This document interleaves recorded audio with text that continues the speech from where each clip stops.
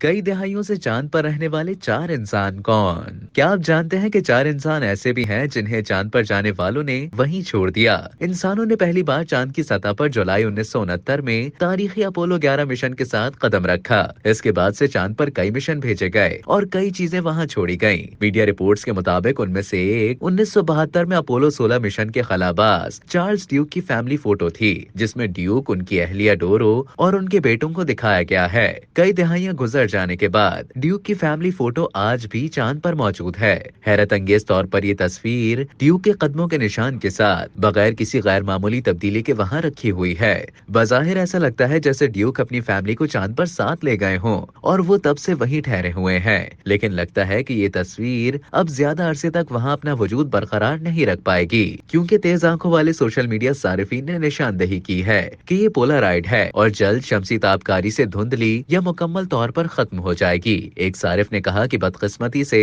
اصل تصویر کا زیادہ حصہ بچا نہیں ہے، کیونکہ سورج سے آنے والی الٹرا وائلٹ روشنی نے اس کے تمام رنگوں کو دھندلا دیا ہے۔ اگرچہ وقت گزرنے کے ساتھ تصویر کے خراب ہونے کا امکان ہے، لیکن اس کی پشت پر ایک پیغام ہے جو شاید برقرار رہے گا۔ اس پیغام میں لکھا ہے، یہ سیارہ زمین سے تعلق رکھنے والے خلاباز ڈیوک کا خاندان ہے جو 20 اپریل 1972 کو چاند پر اترے تھے۔ 23 اپریل 1972 کو اپولو 16 کے رکن چارلز ڈیوک نے ساتھی خلاباز جان ینگ کے ساتھ اپنی آخری مون واک کی تھی۔ ڈیوک نے چاند کی سطح پر صرف ایک تصویر نہیں چھوڑی، انہوں نے اس کے ساتھ ایئر فورس سے وابستگی کی 25ویں سالگرہ کے موقع پر ایک یادگاری تمغہ بھی رکھا۔ چارلز ڈیوک اکیلے نہیں جنہوں نے چاند پر اپنی ذاتی اشیاء چھوڑی ہوں، وہاں لاوارث چند گاڑیاں، مشنز کا ملبہ اور دیگر سامان بھی دیکھا جا سکتا ہے۔ چاند پر موجودہ ماندہ آئٹمز میں گولف کی گیندیں اور ایک مجسمہ بھی ہے جسے فالن ایسٹروناٹ کہا جاتا ہے، جسے بیلجیم کے آرٹسٹ پال وان ہوئیڈونک نے ایلومینیم سے بنایا ہے اور اپولو 15 کے خلابازوں نے اسے چاند پر چھوڑا تھا۔